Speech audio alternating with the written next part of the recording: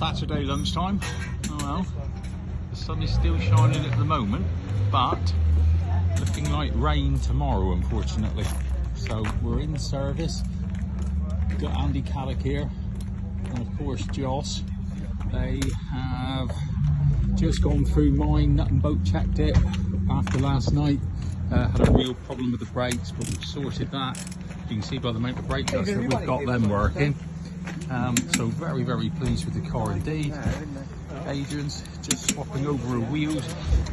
I don't want to use the word cheating, but he's got the most beautiful set of tyres on his car.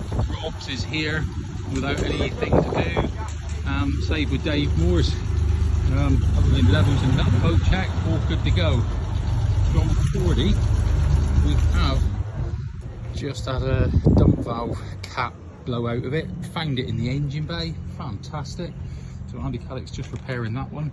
He got out of the stage safe and sound, dropped a bit of time, but with an engine that quick, I'm sure he can make it up fairly soon. So very confident that all cars are coming out of service and are going to head up the mountain later this afternoon. All going well. Thanks for watching.